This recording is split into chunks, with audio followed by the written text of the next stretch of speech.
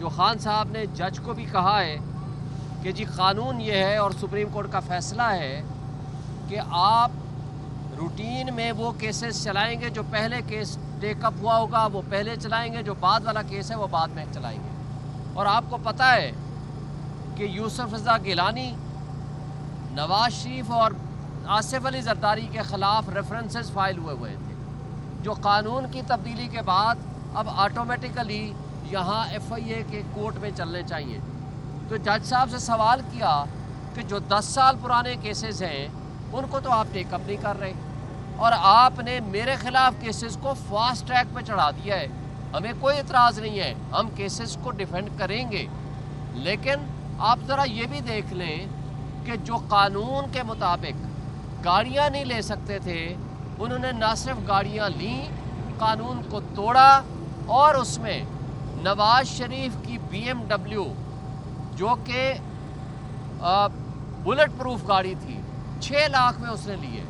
وہ جرم جو ساری دنیا کی آنکھوں کے سامنے کیا ہے، آپ اس کے خلاف پوری ریاست بھی خاموش ہے،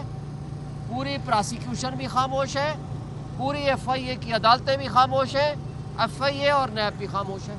جج صاحب کو آج عمران خان صاحب نے یہ کہا، اور یہ ان کا قوم کے نام پیغام بھی ہے کہ یہ سوائے پولیٹیکل وکٹمائزیشن کے اور کچھ بھی یہ کس کیس میں نہیں ہے۔ اس کے آگے جاتے ہیں القادر ٹرسٹ، اس کے بارے میں تفصیل سے بعد میں بات کریں گے پرسوں کو انشاءاللہ، لیکن جس کیس میں کوئی نقصان نہیں ہے، جس کیس میں سوائے اس بات کے کہ پاکستان کو 190 ملین پاؤنڈ ملے، پاکستان کی تاریخ میں پہلی مرتبہ باہر سے پیسہ آیا، اس میں تو آپ نے ایک چیریٹیبل ایشو کو تو آپ نے ان کو ملزم بنا دیا، جبکہ آپ کو یاد ہے کہ زرداری صاحب کا بلاول ہاؤس لاہور میں 5 ارب روپے کا آج سے 13 سال پہلے بنا، اور اس کے بدلے میں زرداری کی سندھ گورنمنٹ نے وہاں ملک ریاض کو کراچی میں زمینیں دیں، جس کو سپریم کورٹ نے نوٹس لیا۔ آج تک کوئی کیس نہیں ہے، اس وقت بھی کوئی کیس نہیں ہے۔ پھر یہ جو این سی اے کے ساتھ معاہدہ ہے، حسن نواز نے ملک ریاض کو 9 ارب روپے کی پراپرٹی لندن میں 18 ارب روپے میں بیچی، یہ ہے اصل ایشو۔ یعنی وہ 9 ارب کی رشوت لی، جس کو این سی اے نے کہا کہ یہ سسپیشس ٹرانزیکشن ہے۔ اب اس 18 ارب میں سے اس کے اوپر تو آپ نے کوئی ایکشن نہیں لیا آج تک، نہ کوئی مقدمہ بنا، نہ اس کے اوپر ایکشن ہوا، نہ نیب بھی خاموش، ایف آئی اے بھی خاموش، ہماری ریاستی ادارے بھی خاموش۔ اس کے ساتھ گندم سکینڈل، ابھی آپ کے سامنے $1 بلین کی وہ فراڈ ہوا، اس کے بارے میں کوئی رپورٹ آج تک سامنے نہیں آئی۔ لیکن جب ریاستی ادارے، جب ریاست ہی اس طرح کی حرکتوں میں ملوث ہو جائے کہ وہ اپنی ایک ریٹ قائم کرنے کے لیے اور جو آنیسٹ لوگ ہیں ان کے خلاف ایکشن لینے کے لیے اس طرح کی حرکتیں کرے گی، تو لوگوں کا مسٹرسٹ ہوگا، اس ذریعے سے پھر انویسٹمنٹ نہیں آتی۔ اور اس سے آگے جو خان صاحب نے خود کہا کہ آج 2 بڑے معزز جج صاحبان، آپ کو پتہ ہے کہ راولپنڈی کا جج اعجاز آصف صاحب، اس کو ایس ڈی بنا دیا کیونکہ وہ انڈیپینڈنٹ فیصلے کر رہا تھا۔ اسی طرح سرگودا اور میاں والی کے کیسز جنہوں نے فیصلے کیے، اس جج کو محمد عباس کو بھی او ایس ڈی بنا دیا گیا، اور ان ججز کو نوازا جا رہا ہے جو ججز عمران خان کے خلاف فیصلے کرتے ہیں اور اپنے ضمیر کے خلاف فیصلے کرتے ہیں۔ وہ آپ ہمایوں دلاور کی صورت ہو، شاہ رخ ارجمند کی صورت ہو، یا کوئی بھی ایسے ججے ہوں یا ایسے پراسیکیوٹرز ہوں جن کو عمران خان کے خلاف استعمال کیا جائے اور ان کو ان کا مفاد دیا جائے۔ مزید خان صاحب نے کہا کہ اس حوالے سے انہوں نے 1 مہینہ پہلے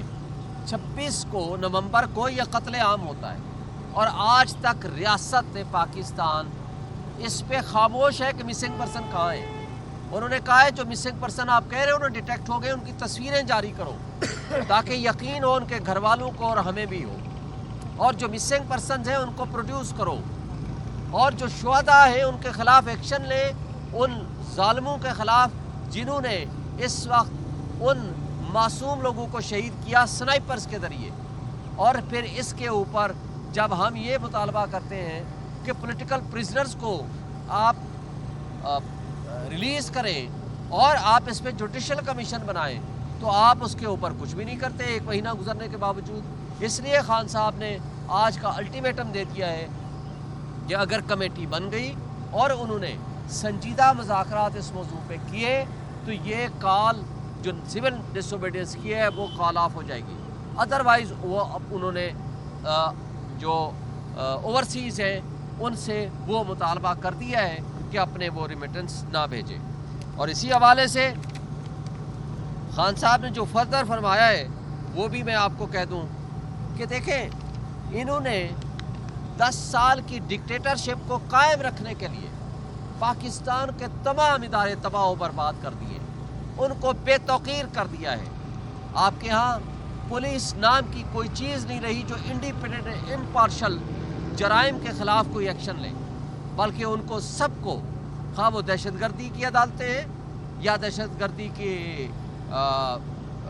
جو پراسیکیوشن کا ڈپارٹمنٹ ہے یا ان کی پولیس ہے، ان کو صرف پی ٹی آئی کے خلاف لگا دیا گیا۔ تو اس طریقے سے